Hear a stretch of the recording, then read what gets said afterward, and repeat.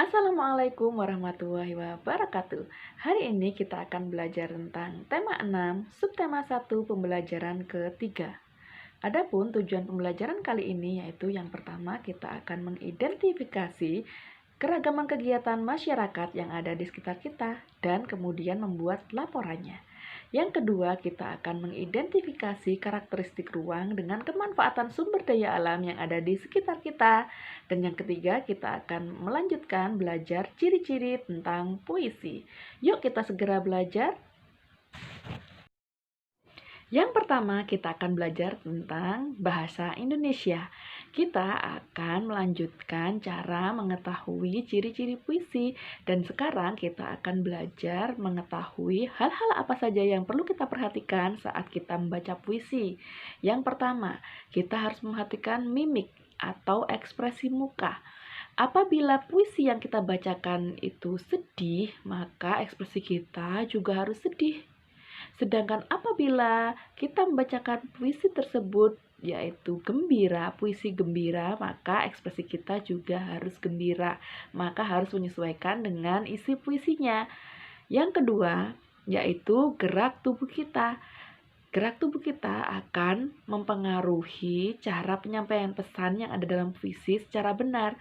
Misalnya saja kita membacakan puisi tentang berdoa atau memanjatkan doa kepada Tuhan.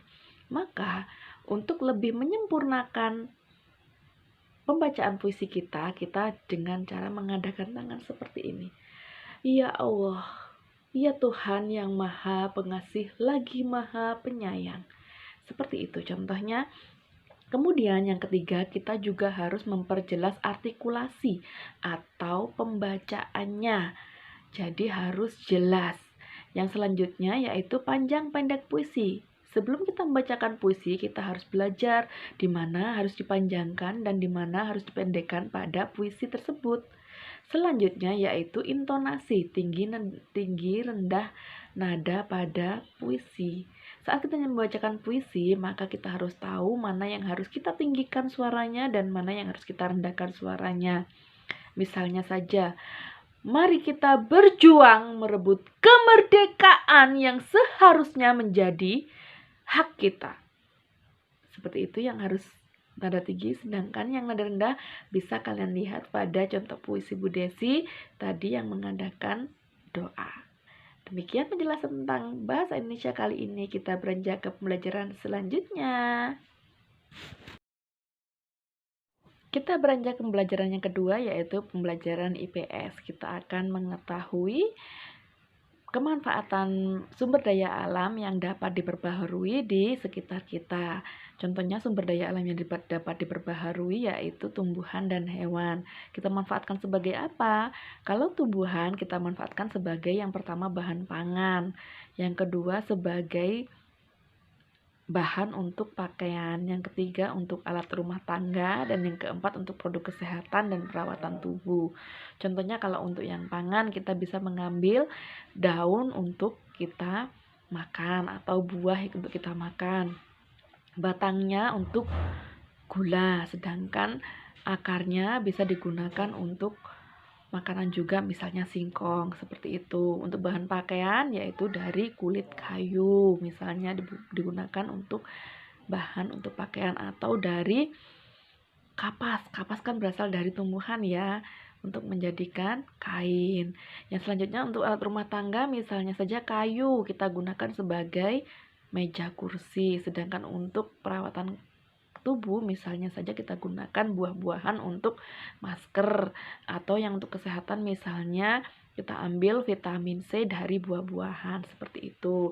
Yang kedua yaitu pemanfaatan hewan, yaitu untuk yang pertama sebagai bahan pangan. Jadi kita bisa memanfaatkan hewan, misalnya dagingnya, susunya atau telur untuk dimanfaatkan sebagai bahan pangan. Yang kedua sebagai bahan pakaian juga. Misalnya saja kulit hewan bisa digunakan untuk pakaian. Selanjutnya untuk produk kesehatan, yaitu misalnya saja biawak. Ya, itu mengkonsumsi biawak disinyalir dapat menambah stamina tubuh, seperti itu. Demikian penjelasan Bu Desi tentang IPS. Semoga kalian kita akan belajar tentang Mari kita lanjutkan ke pembelajaran yaitu keragaman yang ada di sekitar kita. Apa sih keragaman yang ada di sekitar kita? Contohnya saja keragaman suku, bangsa, budaya, adat istiadat, dan masih banyak lainnya.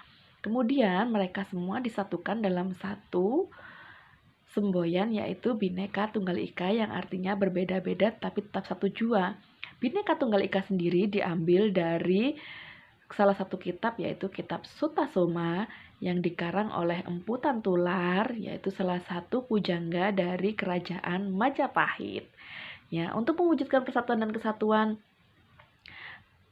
dalam karakteristik yang berbeda, maka kita harus melakukan dialog dan kerjasama dengan prinsip kebersamaan, kesetaraan, toleransi, juga saling menghormati. Jadi dengan saling menghormati, saling toleransi, kesetaraan, dan kebersamaan, maka persatuan dan kesatuan dapat tercipta. Demikian penjelasan Bu Desi tentang PKN hari ini. Terima kasih atas perhatian kalian. Semoga kalian selalu sehat dan bersemangat belajar. Wassalamualaikum warahmatullahi wabarakatuh.